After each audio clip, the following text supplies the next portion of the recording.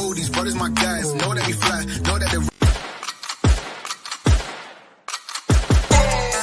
Okay, I'm rolling.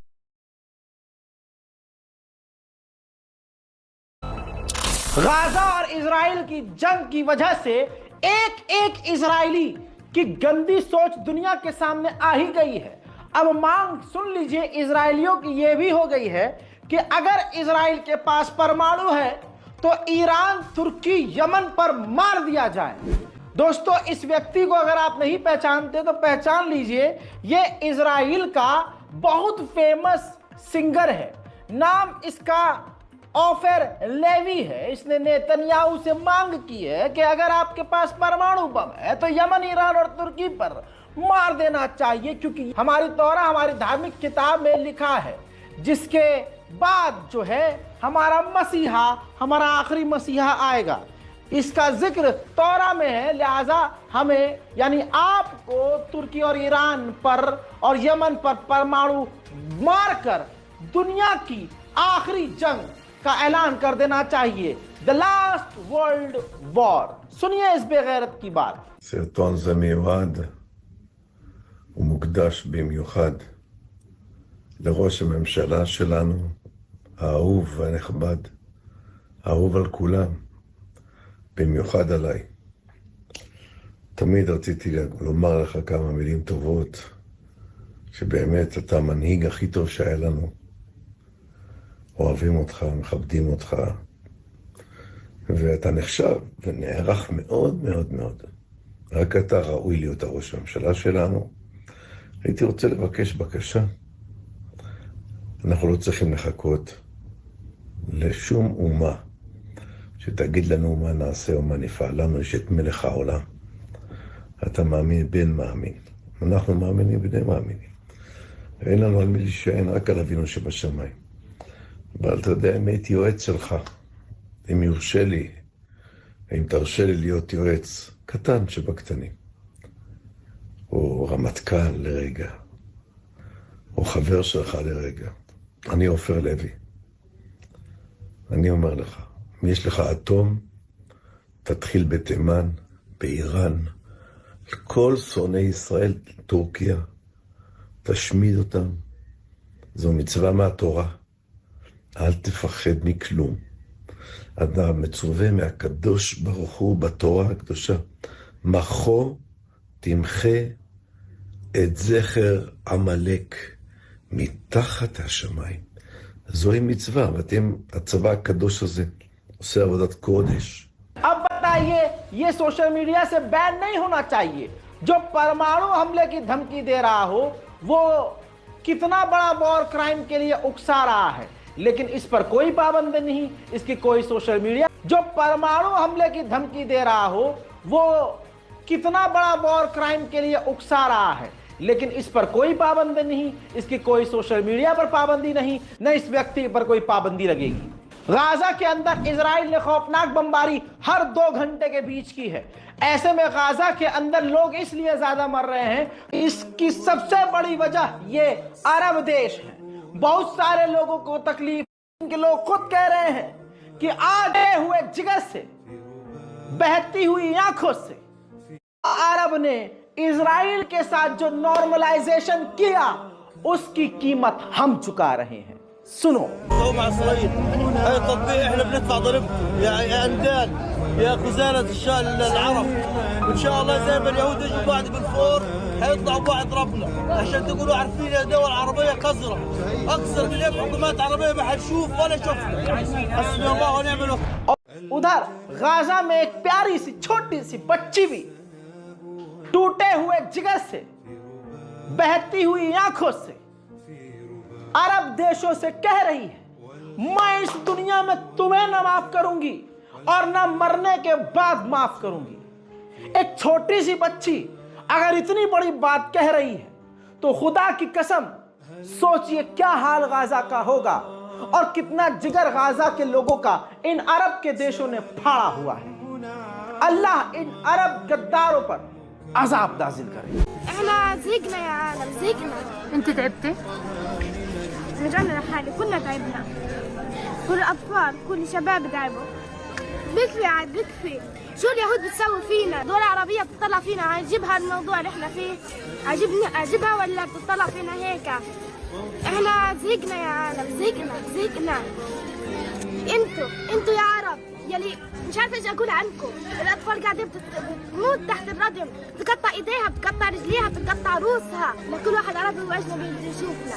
ايش الدم اللي فيكم؟ من وين مصنوعين؟ انتم من اي طين مسموعين؟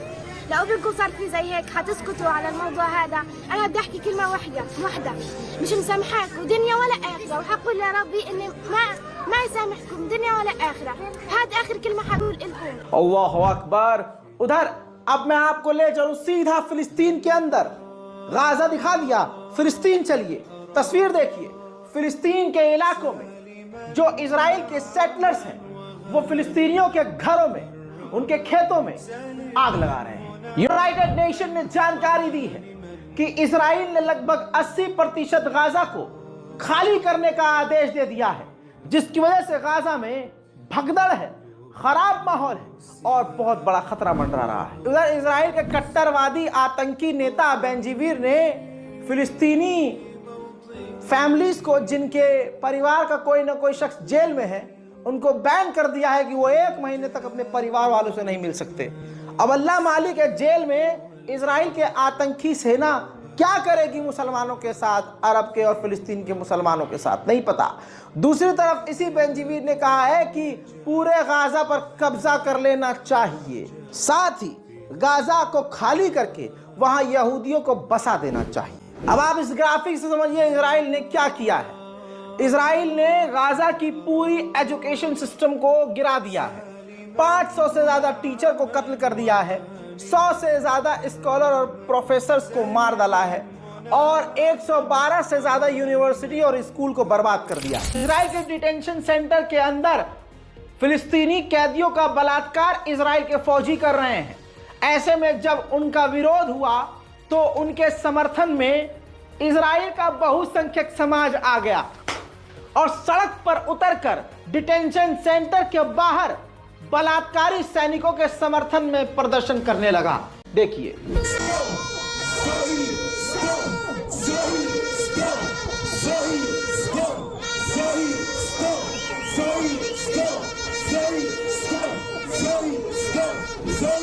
किस बानों के बलात्कारियों के लिए सड़क पर उतरते हुए लोग भारत में आपने देखे होंगे। भारत के इतिहास की एक सरकार आपको याद होगी और अभी भी आपको दिख रही होगी कि बलात्कारियों के समर्थन में वो रहती है। आपको वो पार्टी भी पता होगी जिस पार्टी के बड़े बड़े नेताओं पर बलात्कार का आरोप है। और आप उन लोगों को भी जानते होंगे, भारत में उस समुदाय को भी जानते होंगे जो मुसलमान महिलाओं के बलात्कारियों के समर्थन में रैली पर इसी तरह से उतर आते हैं। उधर फिलिस्तीनियों को बैतुल मुकद्दस में जाने नहीं दिया जा रहा है, लेकिन यहूदी बैतुल मुकद्दस में जा रहे हैं और अपना सब कुछ जो उनका धार्मिक कामकाज होता है वो कर रहे हैं। देखिए,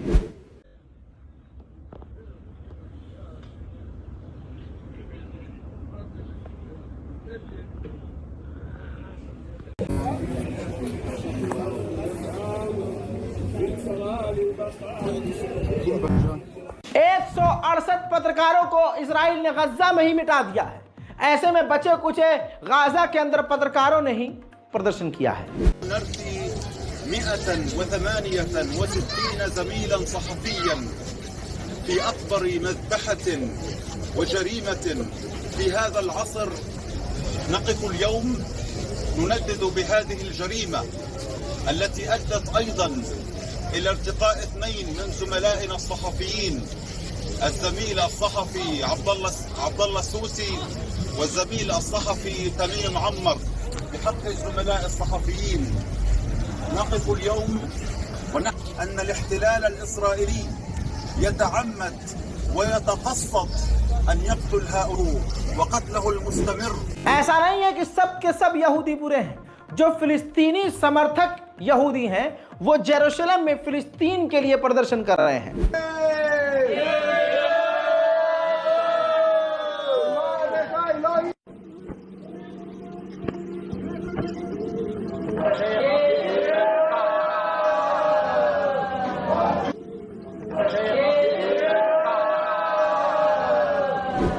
इजराइल गाजा में अब टेंट वालों इलाकों पर भी बमबारी कर रहा है। लोग मकान में तो नहीं रह रहे हैं, अब टेंट में अगर रह रहे हैं तो इजराइल ने टेंट वाले एरिया पर भी बमबारी की है।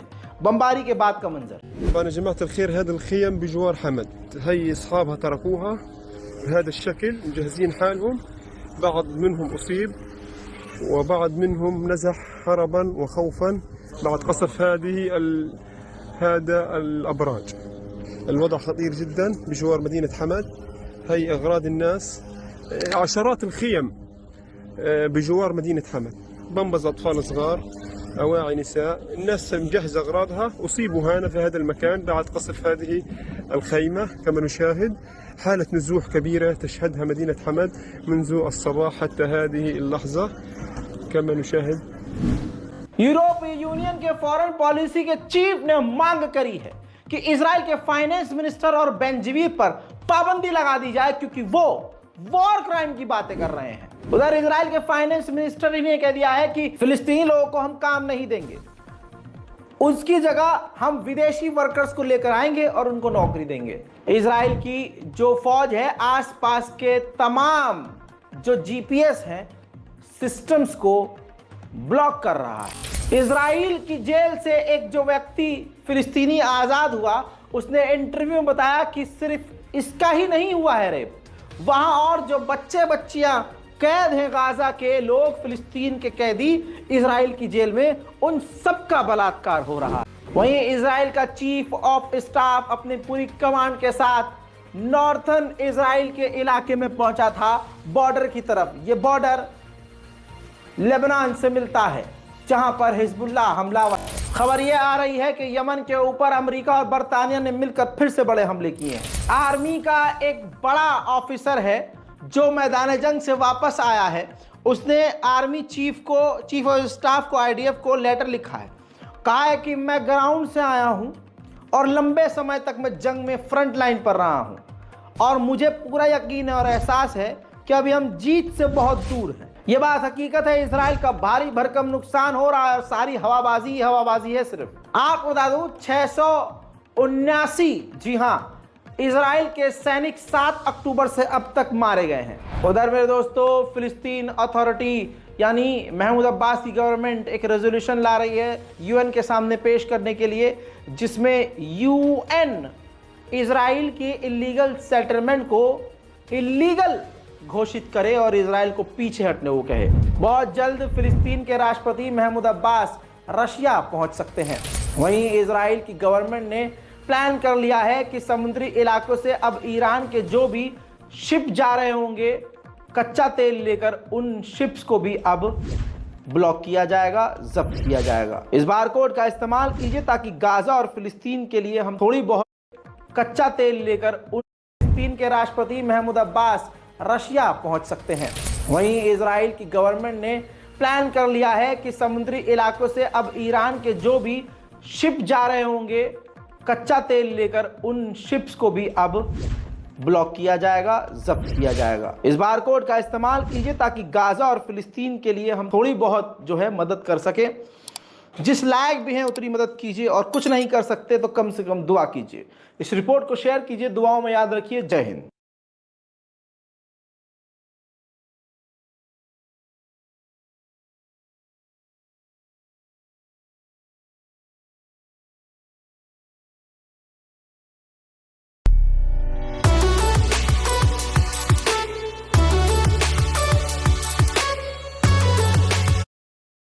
Thank you so much for watching the show and आप भी like का thank you so much for watching the show and आप भी like का बटन पकड़ लो। And if you liking the series, please press the subscribe button and share the video. Love you 3000. तो करना। Oh, these brothers my guys, know that we fly, know that they